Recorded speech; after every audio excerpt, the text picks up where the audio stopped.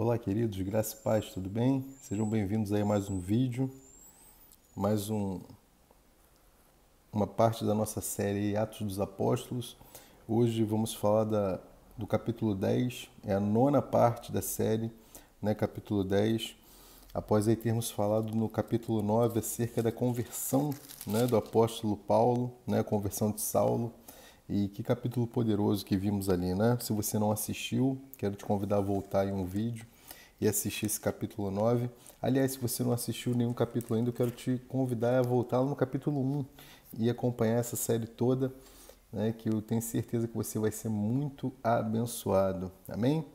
Abra sua Bíblia comigo aí no capítulo 10 de Atos dos Apóstolos. Vamos à nossa o nosso nono estudo, né, acerca dessa série. E acompanhe aí comigo. Eu já quero te pedir, enquanto você vai abrindo a sua Bíblia, aí, que você curta esse vídeo, dê um joinha, certo? Compartilhe também para que possa chegar aí a outras pessoas e elas possam ser impactadas por essa mensagem que nada mais é do que o testemunho que nós damos acerca daquilo que Cristo fez por nós numa cruz. Amém? Aqui no capítulo 10, né, do versículo 1 do capítulo 10 até o versículo 18 do capítulo 11, a gente vai ter aqui justamente a expansão, né, dessa palavra poderosa, a expansão do evangelho para os gentios, né, para o mundo gentílico, vamos dizer assim, certo? A começar aqui por Cornélio, né, um centurião Cornélio.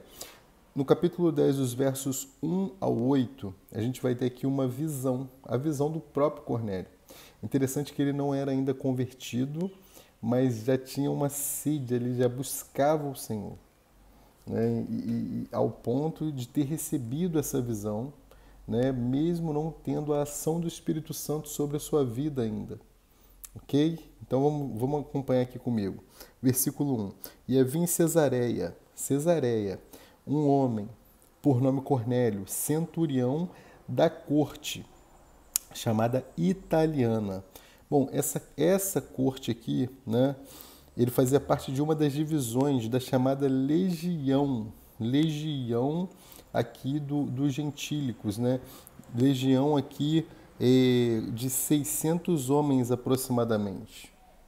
Tá? Então eu vi aqui, era um congresso, como se fosse um conglomerado, né, de homens, e eram 600 homens, 600 aqui italianos, e ele fazia parte de uma dessas divisões, né, que era chamada Corte Italiana. E olha que poderoso, né? O evangelho chegando à Itália, no caso aqui, né, Cesareia, né, um homem totalmente que fazia parte dos gentios ali. E agora esse evangelho, esse testemunho vai chegar até a casa de Cornélio. Mas de que modo chega? Com a visão que ele teve primeiro. Olha lá, versículo 2. Piedoso e temente a Deus, com toda a sua casa, a qual fazia muitas esmolas ao povo e de contínuo orava a Deus. Então já a sua casa ali também era temente, né? Orava continuamente a Deus, né? E piedoso, devoto, né? Quer dizer que ele, assim como nós vimos lá no capítulo 8, né, quando Filipe vai falar com o etíope, né? Capítulo 8, quando a gente vai ter a conversão lá do etíope, a partir do versículo... A gente pega ali o finalzinho, né? Quando Filipe chega aqui no capítulo 8, a partir do verso 25 até o final do capítulo 8, né, quando a gente vai ter aí a conversão do eunuco, esse eunuco tinha ido a Jerusalém para buscar a Deus, e quando ele está no retorno, o Espírito Santo envia ali Filipe para que ele pudesse ser convertido, né, para que ele pudesse inclusive ser batizado ali de uma maneira milagrosa ali, né? E aqui no capítulo 10 a gente percebe a mesma coisa em relação ao centurião Cornélio, que ele buscava, né? Ele buscava o Senhor, né? Como o apóstolo Paulo já vai relatar lá em Atos 17, no capítulo 17, versículo 27. Olha o versículo 3.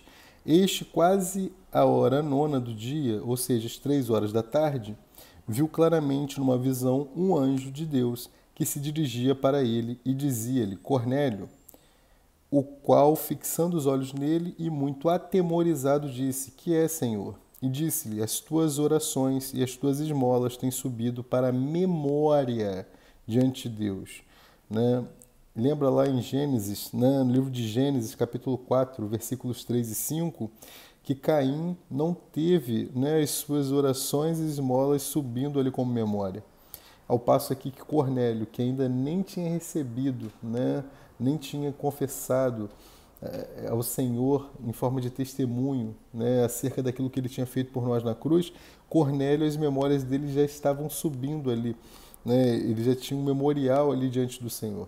Isso se deve muito também à presciência, né, do Senhor, né, e a forma de como o Senhor vai usar Cornélio ali como instrumento para Pedro entender que o Evangelho não era para ser pregado somente aos judeus. Ok? Versículo 5. Agora, pois, envia homens a Jope. Quem estava lá em Jope, que a gente viu no capítulo anterior, no capítulo 9? O próprio Pedro, né? Envia, pois, homens a Jope e manda chamar a Simão, que tem por sobrenome Pedro. Este está hospedado com um certo Simão curtidor, que tem a sua casa junto ao mar. Ele te dirá o que deves fazer. E retirando-se o anjo, que falava com Cornélio, chamou 2 dos seus criados e um piedoso soldado que estava ao seu serviço, e havendo-lhe contado tudo, os enviou a Jope. Aqui já no versículo 9, né, até o 16, enquanto soldado, né, e os servidores, vamos dizer assim, né, os empregados ali de Cornélio, estavam se dirigindo a Jope, do versículo 9 ao versículo 16, Pedro vai ter uma visão. Ele foi orar, assim como Cornélio, e em sua oração ele vai ter uma visão. Então, a oração é totalmente necessária para que a gente possa entender o mover que Deus quer fazer através de nós. Amém? Então, Cornélio recebe uma visão quando estava em oração. E aqui Pedro, do versículo 9 ao versículo 16, a gente vai ver que em oração também ele vai receber uma visão. Então, muitas das nossas visões, muitas das nossas direções, né, muito daquilo que Deus quer nos mostrar, né, vai acontecer sim, quando nós estivermos em oração. Amém? Versículo 9. E no dia seguinte, indo eles seu caminho, né? E estando já perto da cidade, subiu Pedro ao terraço para orar, quase a hora sexta. Bom, se a hora nona é 3 da tarde, a hora sexta é meio-dia. Você pode ver isso lá em Salmo 55, versículo 17, também vai relatar essa hora sexta aqui. Tá? E no versículo 10, e tendo fome, quis comer, e enquanto lhe o preparavam, sobreveio-lhe um arrebatamento de sentidos. E essa fome que quis comer aqui é física, mas a gente tem que olhar também com o prisma espiritual aqui, né? E tendo fome pelas coisas de Deus, né? Conforme Mateus 5, verso 6. Quis comer, ou seja, quis provar das coisas de Deus, ok? Não só que a questão física, a gente sempre tem que olhar nos dois sentidos, o físico e aqui o que Deus está querendo falar espiritualmente aqui, certo? Então essa fome aqui não era só fome de comida, né? Mas era fome também da palavra, das notícias de Deus, das coisas de Deus, certo? Sobreveio-lhe um arrebatamento de sentidos, em algumas traduções vão dizer assim, um êxtase, né? Ou seja, ele foi tirado daquele lugar, né? Então ele sai e ele retorna como que acordado, não em sonho, né? Um arrebatamento, um êxtase, certo? Ele vai a algum lugar e volta e tem uma visão. Olha lá, versículo 11. E viu o céu aberto. E viu o céu aberto. Todas as vezes que a Bíblia relata esse termo, né, céu aberto, a gente sabe que vem coisas tremendas e poderosas aqui. E que descia a ele um vaso, como se fosse um grande lençol, atado pelas 4 pontas e vindo para a terra. Então aqui, esse céu aberto está falando do controle de Deus, o controle de Deus acerca de tudo o que Ele quer fazer quando nós sujeitamos a nossa vontade, a vontade do Espírito de Deus, a vontade do Espírito Santo. Quando é o Espírito Santo que controla as nossas ações, os céus estão abertos e a gente vai ter a visão correta. É por isso que os apóstolos pregavam e as pessoas se convertiam, né? Ainda que o Espírito não descesse sobre eles na sua forma econômica, o Espírito estava sobre eles na sua forma essencial, para mudar o seu padrão de vida. Então, as 3.000 pessoas que se converteram, as 5.000 depois que Pedro também pregou e se converteram, e isso aí relata de uma maneira clara para nós, né, que quando nós estamos fazendo as coisas sendo um com o Espírito, a coisa vai fluir, a coisa vai acontecer e vai ser tremendo e poderoso aquilo que Deus fará através das nossas vidas todas as vezes que nós estivermos conectados ou sendo né, dando testemunho, né, quando o poder descer sobre nós, e testemunharemos acerca daquilo que Jesus fez por nós, e o Espírito, sendo fará grandes coisas através de nós. Amém? Não somos nós, mas é o Espírito que habita em nós. Aqui, continuando, esse vaso, né, que ele está relatando aqui, né, e descia a ele um vaso, a gente vai ver daqui a pouco, vamos conseguir entender que é o Evangelho que se espalha pelos 4 cantos da terra, conforme Lucas 13, 29. Tá? Versículo 12. No qual havia de todos os animais quadrúpedes e feras e répteis da terra e aves do céu. Aqui está dizendo de todas as espécies, né? E aqui depois a gente vai entender lá na frente, vamos confirmar isso, que está se referindo a todos os homens. Todos os homens. Essa visão aqui, Pedro vai entender lá no versículo 28, que nada mais, nada menos aqui estava sendo falado que, olha, esse evangelho tem que ser pregado a toda criatura. Né? Cristo morreu numa cruz pelos judeus, sim, em primeiro plano, mas Mateus 15 lá, a mulher cirofenícia abriu a porta, né, simbolicamente, para que esse evangelho chegasse aos gentios também, chegasse a mim, chegasse a você, ok? Versículo 12, né, acabamos de ler, né? Então, homens de toda a espécie, quer dizer, essas figuras aqui, né, ali no vaso. Versículo 13, e foi-lhe dirigida uma voz, levanta-te, Pedro, mata e come. Ou seja, na casa de Simão Curtidor, né, que ele estava, né, na casa de Simão Curtidor. Ali tinham vários animais, né, como ele era curtidor, vários animais que passavam por aquele processo ali de retirada da pele, né, e agora ele estava curtindo ali. Então Pedro estava tendo um contato ali, ainda que de maneira indireta, com vários tipos de animais que ele não tinha o costume nem de né, ver, né, segundo a lei de Moisés, que a gente vai ver daqui a pouco. Olha o versículo 14.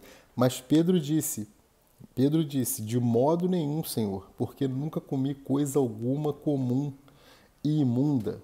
Levítico 11, né, vai basear ali, né, as leis, né, o que os judeus deveriam fazer. Né, e eu quero destacar 3 coisas aqui. Primeira delas era a circuncisão, a segunda, guardar o sábado, e a terceira era a sua dieta. E essa questão aqui de Levítico 11, né, impediu muito o início aqui da igreja, atrapalhou muito os judeus, né, os apóstolos, a entenderem que a partir daquele momento esse evangelho chegaria a todas as pessoas, inclusive ao mundo dos gentios, certo? E aqui o Senhor está tratando aqui Pedro, ensinando, né, que ele deve fazer com que esse evangelho se expanda não só para os judeus, mas para todas as nações. Olha o versículo 15. E segunda vez lhe disse a voz, não faças tu comum ao que Deus purificou. Aqui quando ele fala ao que Deus purificou, esse ao aqui está se referindo a pessoas. Né? O sangue redentor, né, de Cristo, e a gente pode ver isso em Apocalipse 1:5, esse sangue redentor é para alcançar todo tipo de pessoas. Né? Então Pedro está recebendo aqui uma grande aula, né, através dessa visão que ele teve. Versículo 16. E aconteceu isto por 3 vezes, e o vaso tornou a recolher-se ao céu. né? Então, por 3 vezes, Pedro foi avisado, olha, esse evangelho ao qual nós, né, ao qual os apóstolos pregam, ao qual Cristo pregou, ele vai ser expandido para todos os habitantes da terra, né? Vai chegar a todos os habitantes da terra. Do versículo 17 ao 33, agora Pedro, né, a visita de Pedro aqui que a gente vai ver, né? Pedro então vai seguir e ele vai fazer essa visita até a casa de Cornélio, do 17 ao 33. Olha lá. E estando Pedro duvidando entre si acerca do que seria aquela visão que tinha visto, eis que os homens que foram enviados por Cornélio pararam à porta perguntando pela casa de Simão. Né? Pararam à porta perguntando pela casa de Simão. Pedro estava lá em cima ainda, né? Como nós vimos lá no versículo 10. No versículo 18 vai dizer assim, ó, e chamando, perguntaram se Simão, que tinha por sobrenome Pedro, morava ali. E pensando Pedro naquela visão, disse-lhe o Espírito, eis que 3 homens te buscam. Levanta-te, pois, desce e vai com eles, não duvidando, porque eu, se na tua Bíblia tem letra minúscula, esse eu aí pode botar em letra maiúscula, eu os enviei. Né? Eu os enviei. Então aqui você está vendo um mover, né? Você está vendo uma ação do Espírito Santo. E detalhe, isso aqui foi antes, como eu já falei, da conversão de Cornélio, certo? Versículo 21. E descendo Pedro para junto dos homens que lhe foram enviados por Cornélio, disse, eis que sou eu a quem procurais, qual é a causa por que estáis aqui? E eles disseram, né? Eles disseram, Cornélio, centurião, homem justo e temente a Deus, homem justo e temente a Deus, e que tem bom testemunho de toda a nação dos judeus, foi avisado por um santo anjo, para que te chamasse à sua casa e ouvisse as tuas palavras. Então, o que o anjo falou para Cornélio? Vai lá, procura Pedro, manda que ele venha aqui para que ele possa pregar, para que ele possa falar, para que ele possa dar testemunho. Isso é lindo, né? Maravilhoso. Versículo 23. Então, chamando-os para dentro, os recebeu em casa, e no dia seguinte foi Pedro com eles, e foram com ele alguns irmãos de Jope. Esse alguns irmãos aqui é interessantíssimo. Por quê? Porque Pedro, sabidamente aqui, levou alguns irmãos de modo que eles pudessem testemunhar, né, como Deus, a partir daquele momento, lidaria com os gentios, da mesma maneira que ele lidava ali com os judeus. Né? Então vai haver aqui uma quebra de costumes, né, uma quebra de paradigmas. Então agora o evangelho vai passar a ser pregado também de uma maneira mais... Não que não estivesse acontecendo já, né, como for ali com Filipe, né, em relação ao etíope. Mas agora a gente vai ver isso aqui de uma maneira mais clara. Né? E você pode ver isso lá também em Atos 11, no versículo 12. Tá? E no dia imediato chegaram a Cesareia, e Cornélio os estava esperando, tendo já convidado os seus parentes e amigos mais íntimos. Mais uma vez aqui eu quero falar aqui para vocês. Vamos abrir as nossas casas. Olha Cornélio o que fez. Como ele sabia que Pedro vinha para falar, para dar testemunho acerca daquilo que ele viveu com Jesus. E ele sabia que era um momento de conversão. Ele falou, opa, essa conversão vai ser minha. Né? O Espírito Santo, né, vai vir na sua forma tanto essencial, né, quanto econômica sobre mim. E eu não quero isso só para mim, mas eu vou chamar a minha família, eu vou chamar a minha casa. Né? A oportunidade, né? Por isso que eu falo, se a gente fizer um lanche, né, chamar os parentes, chamar os vizinhos e semearmos a palavra, essas coisas que aconteceram em Atos vão acontecer nas nossas casas. Amém? As pessoas vão se converter e elas vão servir ao Senhor Jesus e a promessa vai se cumprir, né, de Josué. Nós e a nossa casa serviremos ao Senhor. Amém?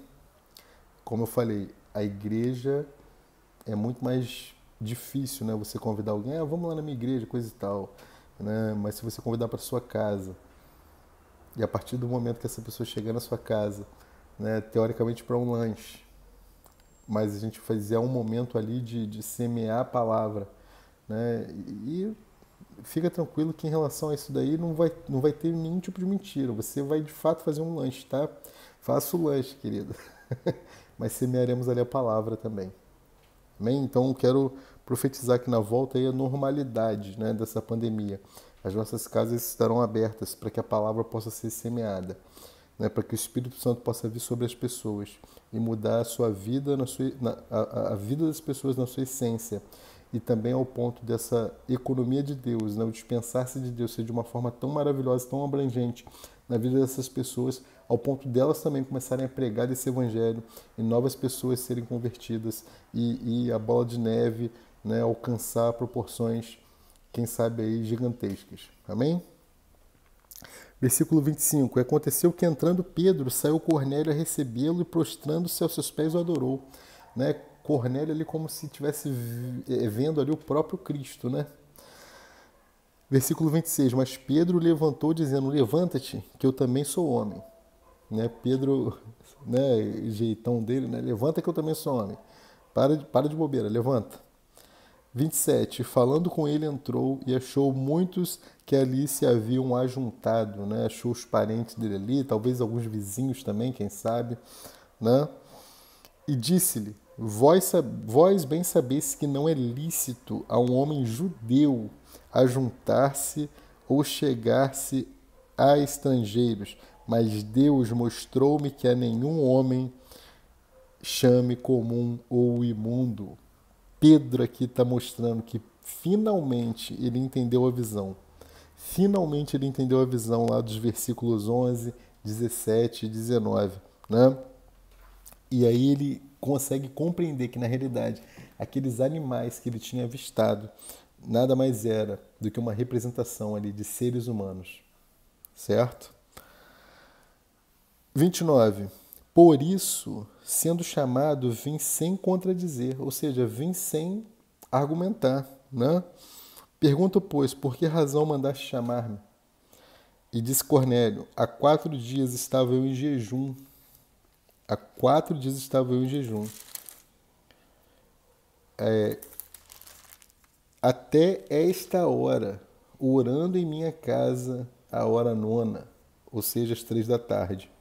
E eis que diante de mim se apresentou um homem com vestes resplandecentes e disse, Cornélio, a tua oração foi ouvida e as tuas esmolas estão em memória diante de Deus.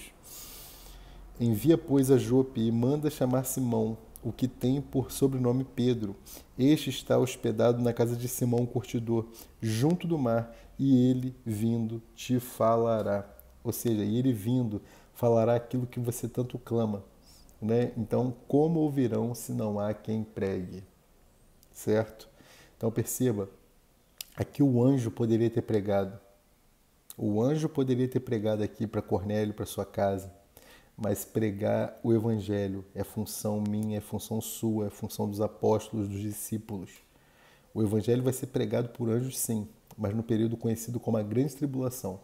Se você quiser entender melhor sobre isso, Apocalipse Now, lá no canal aí, você pode estudar e ver cada detalhe. Né? O evangelho vai ser pregado por homens, mas não vai ser mais pregado por graça, certo? Vai ser pregado por temor. Olha lá a série, você vai entender isso. Bom, e aí no versículo 33, né? Até vai ser o fechamento aí daquela parte que nós iniciamos lá no versículo 17. Né? Porque aí vai ser a visita, né? Que o Pedro, finalizando aí a chegada de Pedro, a ambientação, né? Olha lá. E logo mandei chamar-te, e bem fizeste em vir. Agora, pois, estamos todos presentes diante de Deus. Olha como os apóstolos do Espírito Santo eram reconhecidos como um, né? Para ouvir tudo quanto por Deus te é mandado. E agora do 34 ao 43, Pedro, sem mais delongas, né, vai lançar a mensagem. Olha lá. E abrindo Pedro a boca, disse, Reconheço por verdade que Deus não faz acepção de pessoas. Olha como já mudou, né, o discurso de Pedro aqui.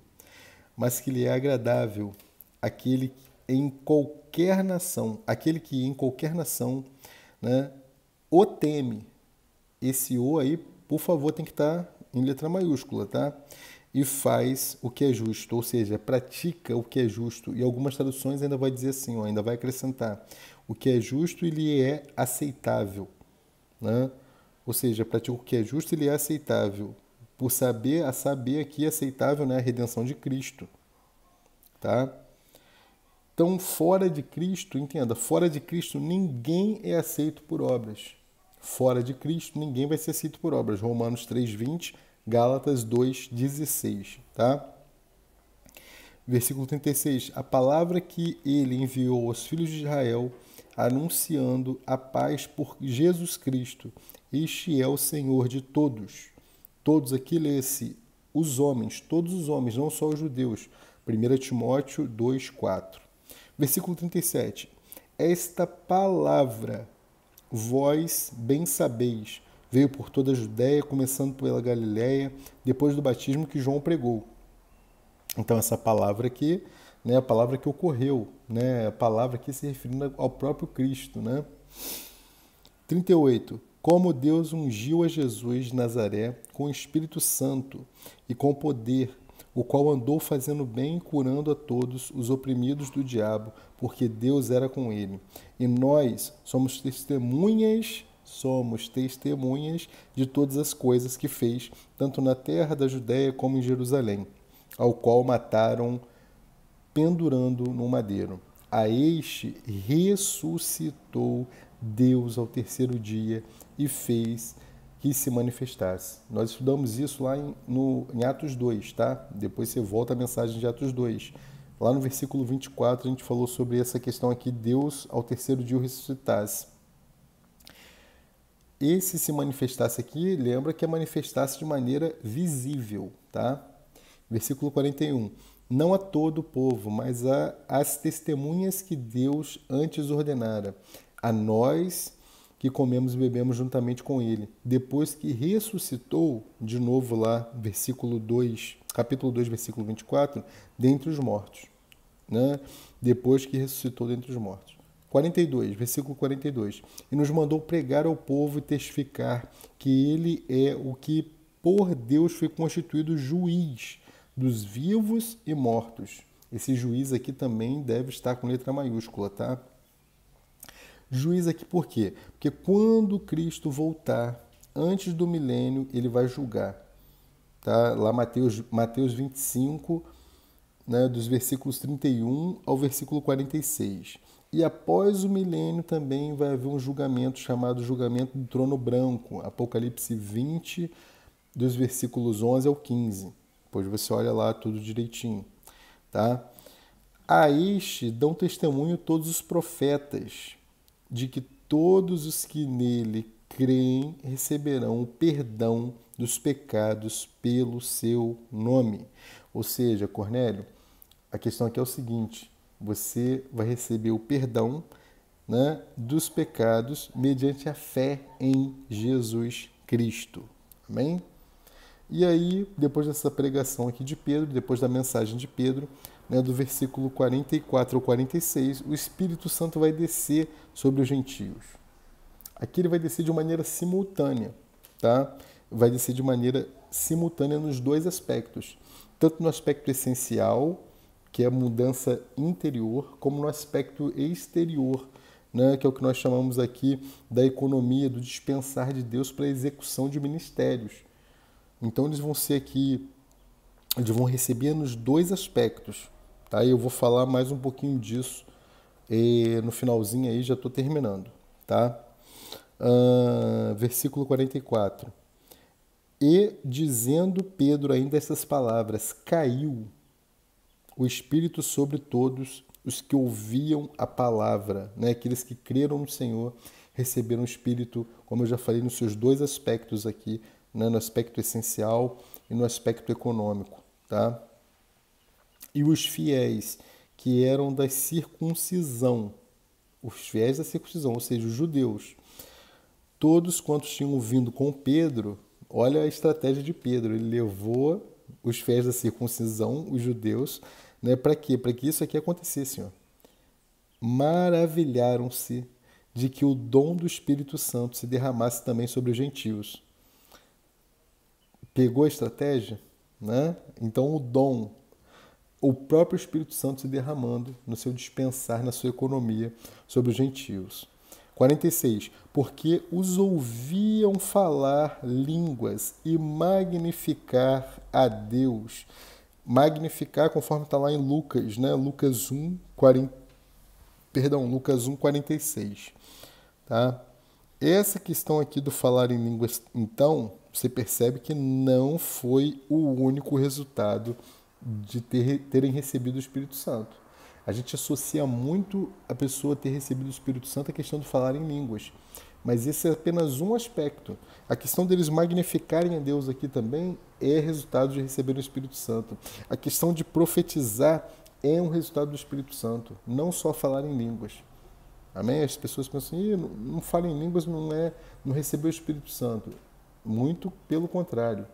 Tem gente que não fala em línguas e o seu testemunho é muito mais efetivo em comprovar o recebimento do Espírito Santo do que um simples falar em línguas, principalmente quando se dá de uma maneira repetida, vã, né, como é relatado na Bíblia, né? Falar em língua de maneira apenas a repetir aquilo que aprendeu ou ouviu. Então, muito cuidado com isso. Amém? Eu não estou aqui falando que eu sou contra falar em línguas, nada disso, pelo amor de Deus, tá? Mas o que nós devemos ter cuidado é com repetições, né, e falar assim, fale em línguas, aí fale em línguas sem nenhum tipo de mover do Espírito. E isso aí que a gente tem que ter um cuidado muito grande, certo? Continuando, versículo 47. Respondeu então Pedro, pode alguém, porventura, recusar a água para que não sejam batizados estes que também receberam como nós o Espírito Santo? Ou seja, será que a gente pode, de alguma maneira, impedir com que esses daqui se batizem? Batizem aqui, ele está falando, receber a água, batismo com água agora, para fazer parte do corpo. Né? Então aqui, como nós recebemos o Espírito Santo, como nós, eles receberam também, aqui a gente tem 5 eventos aqui relatados que fazem menção desse recebimento do Espírito Santo nos seus 2 aspectos. Todos os outros relatos, né, eles recebem o Espírito sim, mas na sua forma essencial. Quais são os 5 relatos em que eles recebem o Espírito nas suas 2 formas, né? O interior e o sobre? Primeiro, o dia de Pentecostes. Tá? Segundo, foi aqui na casa de Cornélio.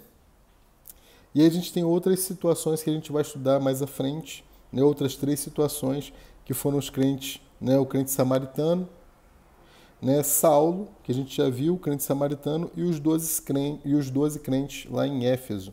Tá? Então, todos os outros eventos, eles receberam, mas no aspecto ali, né, interno, como a gente viu lá em João 20, 22. Né? Dessa mesma maneira aqui que Jesus soprou sobre ele, né? Assoprou sobre eles e disse, ele recebeu o Espírito Santo. Então eles receberam internamente para a mudança de vida.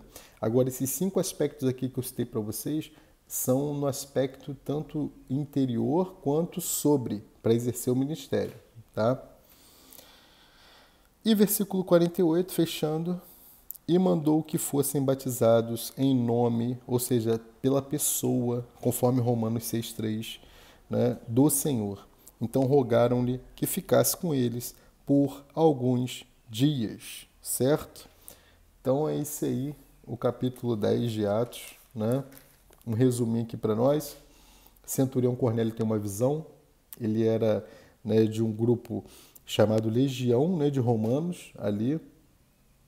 Ele fazia parte de um grupo de 600 homens ali, né, de Roma, ali da Itália. Então, ele está tendo uma visão, né, até o versículo 8.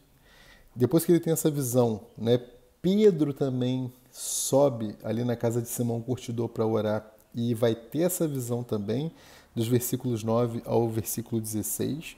Né? Então, ali Pedro tem a visão, ele é confrontado acerca do que ele considera imundo, impuro, segundo Levítico, né?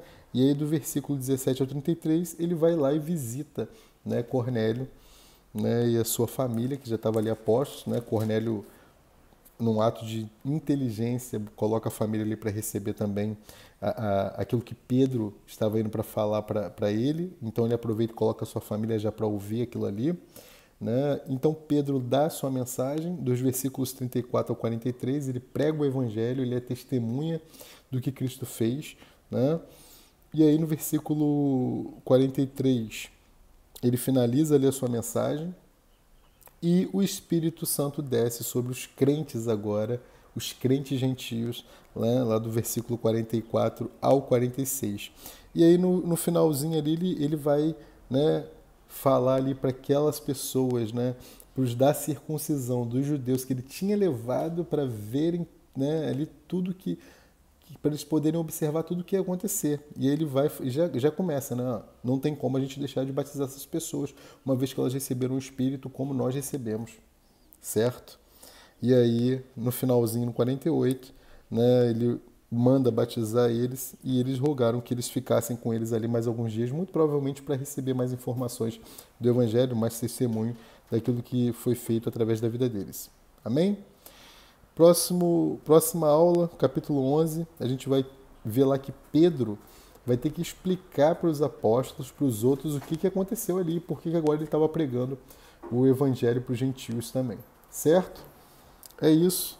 Espero que você tenha gostado, espero que tenha sido esclarecedor para vocês, né? Para você, fique com Deus e até a próxima aula. Estamos juntos. Um grande beijo. Tchau, tchau.